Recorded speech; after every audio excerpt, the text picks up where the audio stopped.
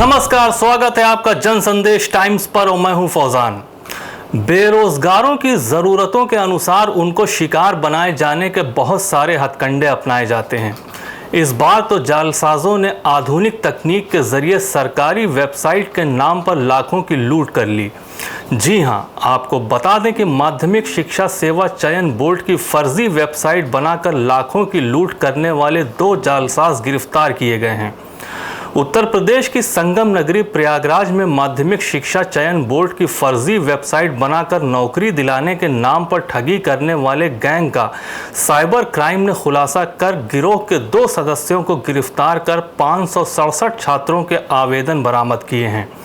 Laptop, 7 mobile phone, 1 tablet, 9 ATM card समेत अन्य सामान बरामद किए गए हैं। इनके बैंक खाते में 2 लाख से अधिक रुपए भी मिले हैं, जिसे जब्त कर लिया गया है।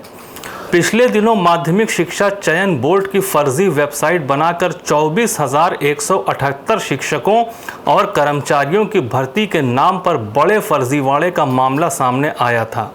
शिक्षकों के 17,486, स्टाफ के 3800 और चतुर्थ श्रेणी कर्मचारी के 2,892 पदों पर वेबसाइट www.upssb.org पर 11 सितंबर से 10 अक्टूबर तक ऑनलाइन आवेदन मांगे गए थे।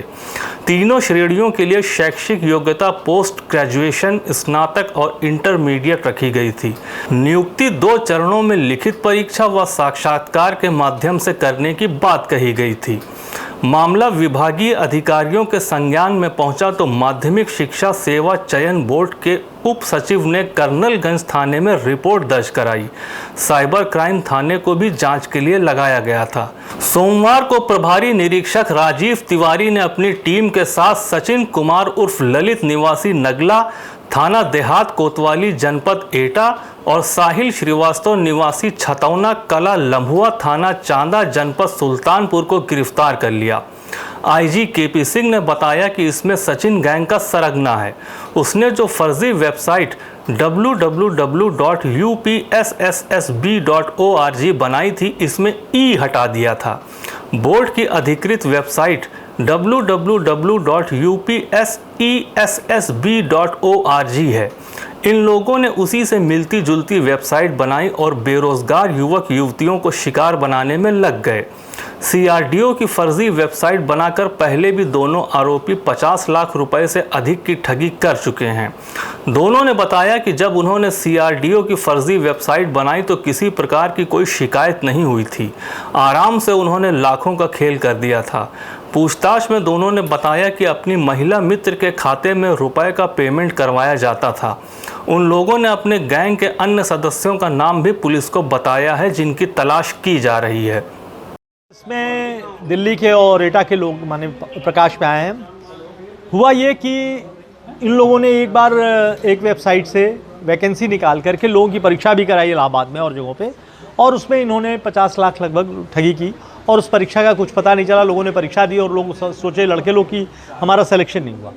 लेकिन इन्होंने क्या किया, बड़े स्तर पर फ्रॉड करने के लिए माध्यमिक शिक्षा चयन बोर्ड की वेबसाइट को लिया और उसमें यूपी जो हमारा माध्यमिक शिक्षा चयन बोर्ड की वेबसाइट है वो है UPSESSB,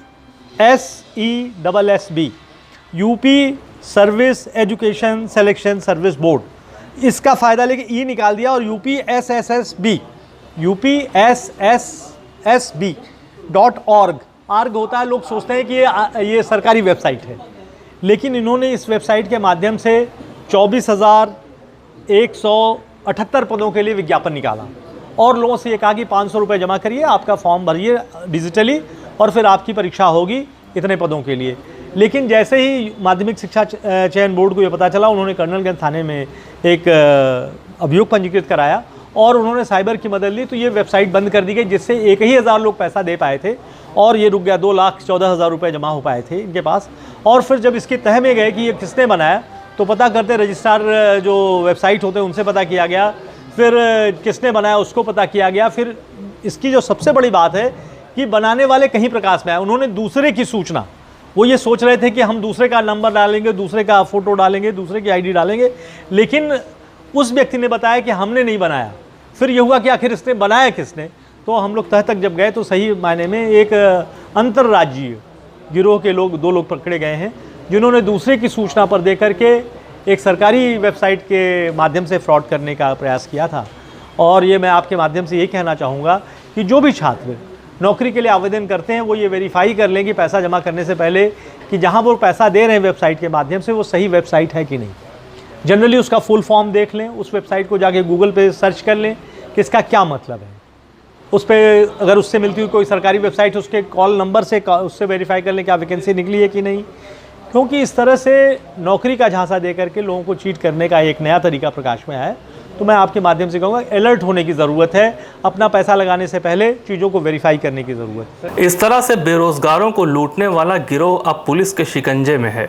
सरकारी वेबसाइट का दुरुपयोग बढ़ गया है, जिस पर प्रशासन को सतर्क रहने की ज़रूरत है। अपने शहर की तमाम अपडेट्स के लिए बने रहिए जन संदेश टाइम्स पर। हमारा चैनल लाइक, शेयर और सब्सक्राइब करना न भूलें। जय हिंद।